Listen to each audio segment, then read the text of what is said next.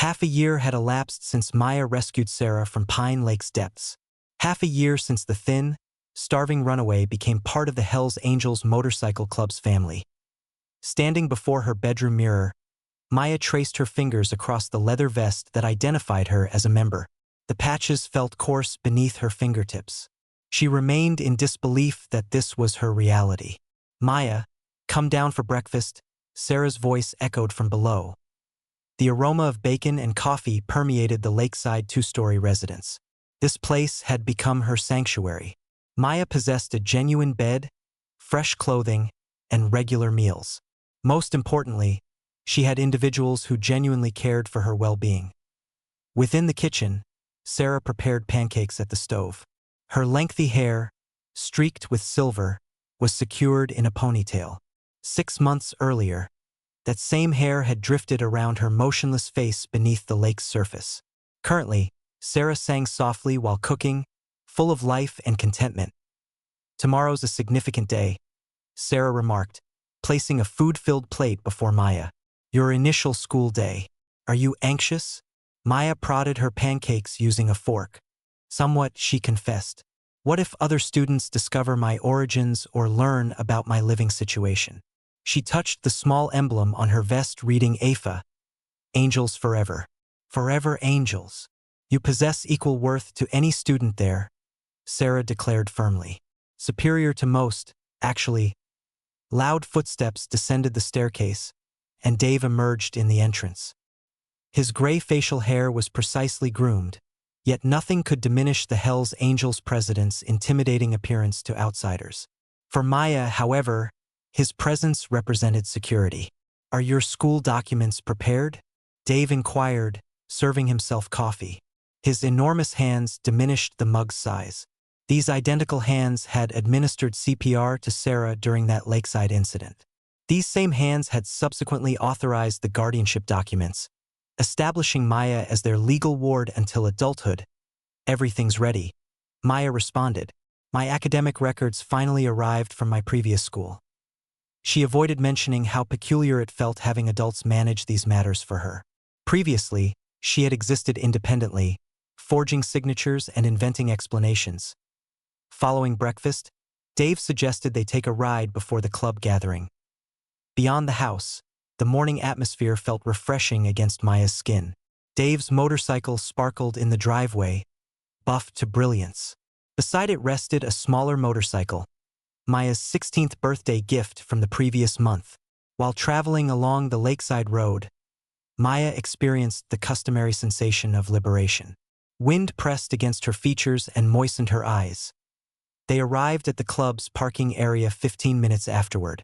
Members referred to the headquarters as the Den, a substantial structure with minimal windows and a reinforced entrance. Motorcycles aligned outside. Individuals wearing vests similar to Maya's congregated, conversing and smoking.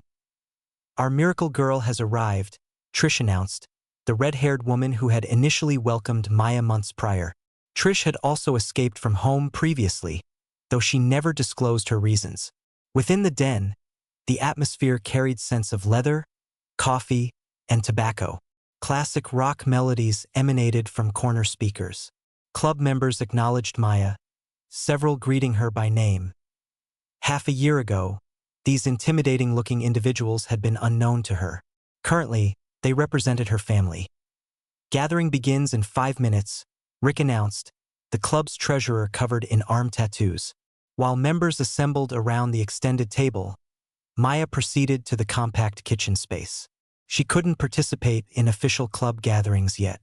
Sarah explained that privilege would arrive at 18. While Maya prepared a beverage, she detected the club chaplain's voice rising above others. "We received information that the Broken Chains are expanding into Rockford," he stated. "That location is uncomfortably near." Dave's resonant voice responded. "We'll dispatch a greeting party. Ensure they comprehend the territorial boundaries." Maya's hand froze, gripping her soda can. The Broken Chains represented another motorcycle organization, dangerous ones from her limited understanding. "Are you all right, kid?" Trish had materialized beside her, displaying concern. "Fine," Maya answered hastily, simply contemplating tomorrow's school. however, as the gathering continued behind sealed doors. Maya couldn't suppress an uncomfortable sensation spreading through her abdomen. She touched the dual pendants suspended around her neck, her mother's silver locket and her AFFA charm. She had discovered safety among the angels. She desired nothing to disrupt that. Subsequently, while riding homeward, storm clouds accumulated over Pine Lake. The water appeared dark and turbulent, drastically different from its peaceful blue appearance on alternative days. Maya recalled Sarah's motionless body beneath that lake. She remembered plunging through the cloudy green water, lungs aching at a storm's approaching. Dave observed when they reached the driveway. Maya examined the dark clouds and nodded. "Indeed," she said softly, "I believe it is." Monday morning arrived too rapidly. Maya positioned herself at Lakeside High School's entrance doors, her backpack suspended from one shoulder. She had removed her leather vest today. Dave and Sarah concurred it might be preferable to maintain her club connection discreet initially, but she couldn't conceal the angel's patch attached to her backpack or the AFFA charm hanging beside her mother's locket around her neck. "You can handle this," Sarah had assured her that morning, adjusting Maya's new shirt. "Simply be authentic." Currently, as students rushed past her into the structure, Maya inhaled deeply and entered. The corridor smelled like floor cleaning solution and inexpensive fragrance. Lockers banged shut. People chuckled and yelled. Nearly a year had passed since Maya had attended an actual school. During her initial class, the teacher requested Maya stand at the front. "We have a new student," she announced. "This is Maya Miller. Welcome her warmly." Miller, that was Dave and Sarah's surname. Currently Maya's as well. 24 sets of eyes observed her. Some appeared inquisitive, some disinterested.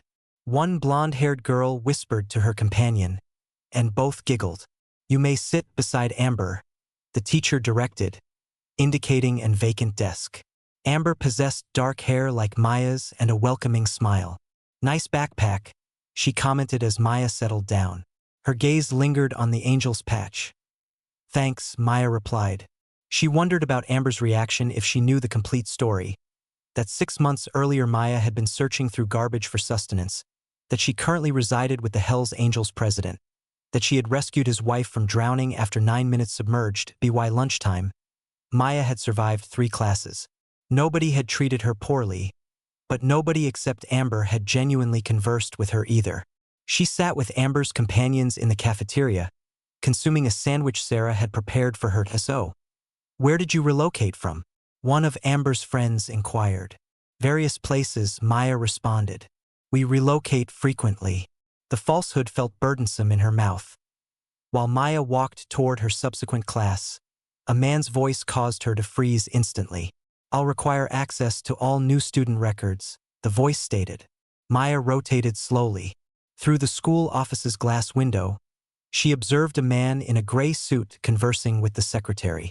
His back faced her, but she would recognize that voice universally. "Mr. Richards, her former social worker." Maya's heart commenced pounding in her chest. What was his purpose here? Had he somehow located her? The documents Dave and Sarah had submitted were legitimate. The judge had authorized the guardianship, but nevertheless seeing Mr. Richards transmitted a fear wave through Maya's body. She ducked into the restroom before he could turn and notice her. Inside a stall, Maya extracted her phone with trembling hands and contacted the sole person she could consider. "Trish," she whispered when the call connected. "He's present, Mr. Richards, my previous social worker, at my school." Trish's voice remained steady and composed. "Remain there, kiddo. I'm contacting Dave immediately." Maya leaned against the cool tile wall, attempting to breathe. Memories surged back. Foster homes with locked refrigerators, shouting confrontations, and worse. The Grants had been the final breaking point. Mr. Grant with his inappropriate touching that made Maya's skin uncomfortable.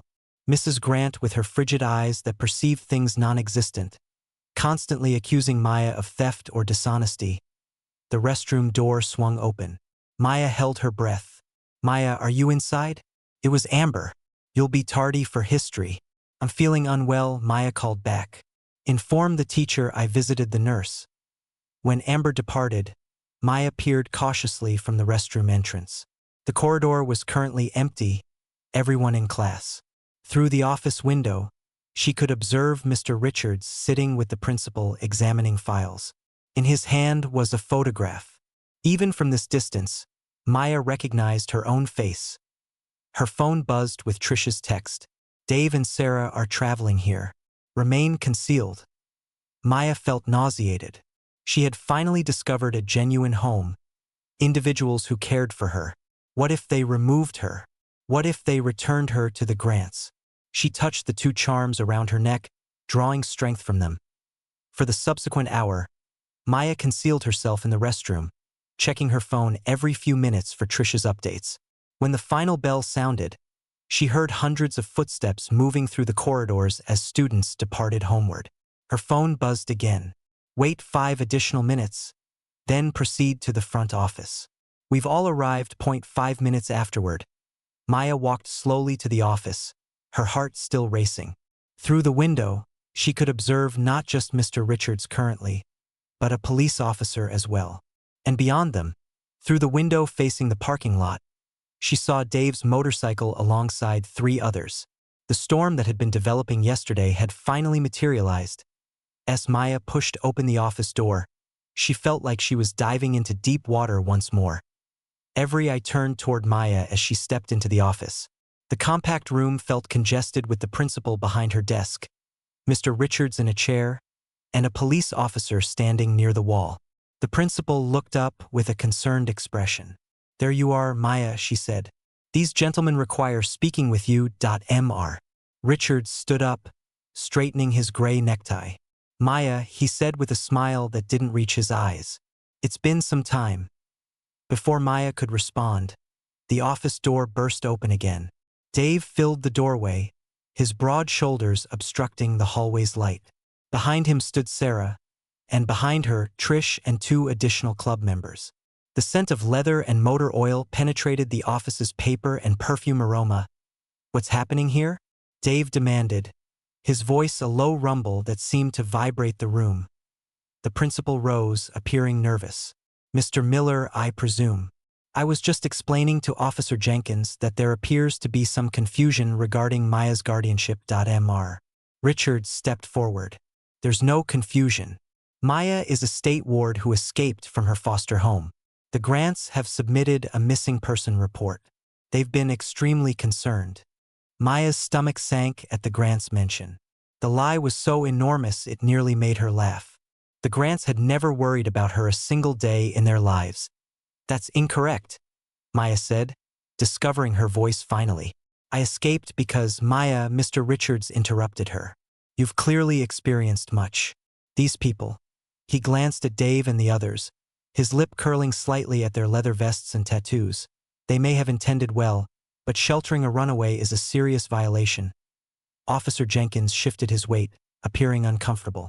"If there's a legitimate missing person report," Dave retrieved a folded document from his vest pocket and presented it to the officer.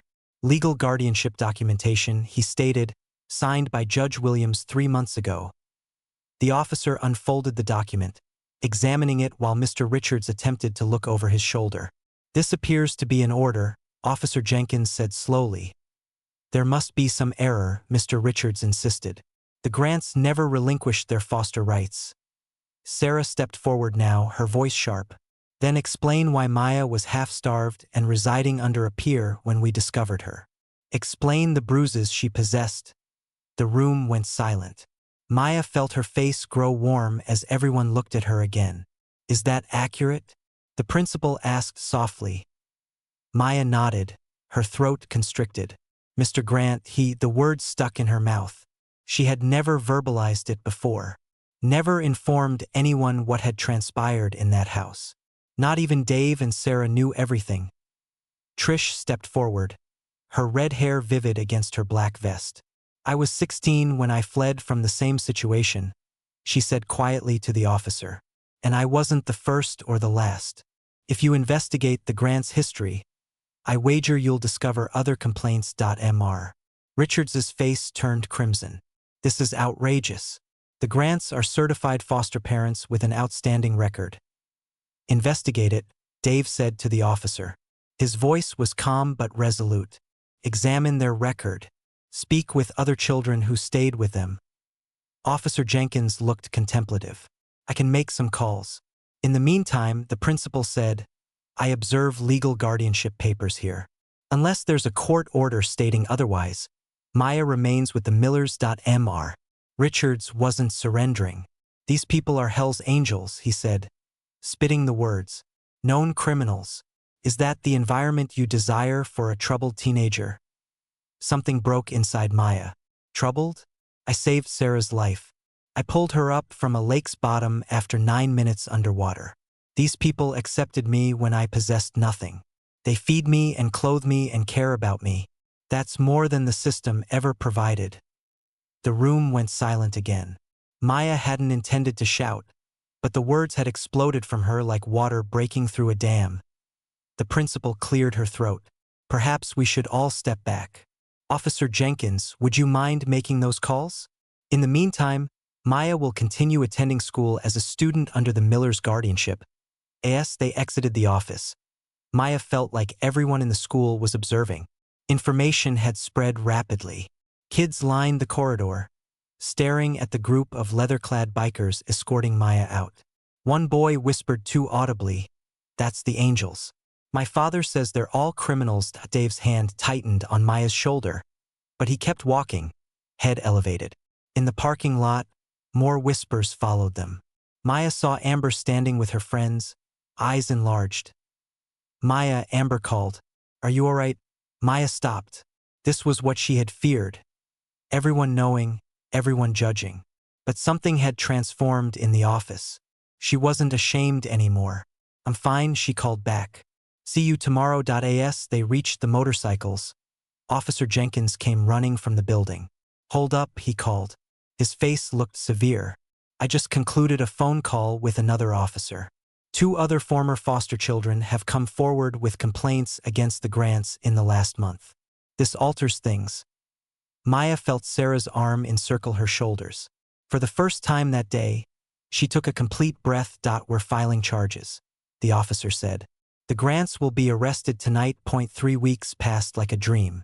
Maya stood in the courthouse corridor, observing as 2 police officers led the Grants away in handcuffs. Mr. Grant's face was crimson with anger. Mrs. Grant kept her eyes on the floor. They didn't look at Maya as they passed. She was grateful that it's finished, Sarah said, squeezing Maya's hand. They can't harm anyone else now. The past 3 weeks had been difficult. Maya had to relate her story to police officers and lawyers. 2 other foster children who had lived with the Grants came forward as well. A girl named Jessie who was now 19 and a boy named Tyler who was 14. Their stories matched Maya's. The Grants had harmed them all. Outside the courthouse, the sun shone brilliantly in a clear blue sky. A line of motorcycles stretched down the street, at least 30 of them. Members of the club had traveled from 3 states away to stand with Maya today. They formed a wall of leather vests on the courthouse steps, a living barrier between Maya and the rest of the world. You performed well, kid, Dave said, his arm around her shoulders. His gray beard couldn't conceal his proud smile. As they walked down the steps, Maya saw a familiar face in the crowd. It was her school principal, Mrs. Chun. She stood apart from the bikers, looking slightly nervous but determined. When she saw Maya, she stepped forward. Maya, she said, I wanted to be here today, and I believe I owe your family an apology. Dave raised his eyebrows in surprise. I made assumptions. Mrs. Chun continued. About your club. About your home. I was wrong. She held out her hand to Dave, who shook it with his much larger one. Thank you for coming, Maya said. She felt a weight lift from her chest. One more bridge between her 2 worlds had been constructed. Back at school the following day, things were different. Kids who had ignored Maya before now greeted her in the hallways. Some asked questions about the Angels, which Maya answered carefully. She didn't tell them everything, but she didn't lie either. Is it accurate you saved Mrs. Miller from drowning? Amber asked at lunch. Someone said you pulled her up from a lake's bottom. Maya nodded. She was trapped down there for 9 minutes. The doctor said it was a miracle she survived. Wow, Amber said, eyes wide. And that's how you met them? The Angels? That's how I found my family, Maya corrected gently. That afternoon, Dave picked Maya up from school on his motorcycle. Kids watched from windows as she climbed on behind him, no longer concealing who she was or where she belonged. They rode to Pine Lake, where club members were preparing for a celebration. Tables had been positioned near the shore, loaded with food. A fire pit was ready for when night descended. Music played from speakers positioned near the trees. This was the identical spot where Maya had hidden under the pier 6 months ago, the same lake where Sarah had nearly drowned.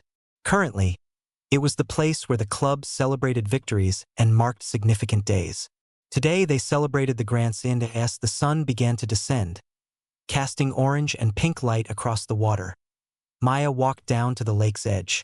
The old pier creaked above her. She looked under it at the spot where she had once huddled with her backpack, hungry and alone. It seemed like another existence. Sarah joined her at the water's edge. "Full circle," she said, touching the thin white scar on her hairline. "A reminder of that day in the lake?" Maya nodded. "Water rescued us both," she replied. She touched the 2 pendants at her throat, her mother's silver locket and her AFFA charm. Past and present, both components of who she was now. Behind them, the party sounds grew louder. Laughter and music rose into the evening air. The smell of grilling meat reminded Maya of that first day when she had watched the angels from her hiding spot, stomach growling with hunger. Maya, Sarah, were taking the group photograph. Dave called from near the picnic tables as they walked back to join the others. Maya felt a peace she had never experienced before. The fear that had resided in her chest since she was a little girl, the fear of being unwanted, of being alone, was finally quiet. The club gathered for the photograph, leather vests side by side. Maya and Sarah stood in the front with Dave behind them. Just before the camera clicked, Dave placed his hands on their shoulders, connecting them. "Family," he said quietly as the flash went off. Maya smiled, knowing the word was genuine. She had dived into deep water and emerged with more than she ever dreamed possible. The lake that had nearly taken Sarah's life had given Maya hers back, and she would never be alone again. Later, as stars appeared in the dark sky, Maya stood once more by the water. The lake was calm, reflecting the moon and stars like a perfect mirror. In its surface, Maya could see her own reflection.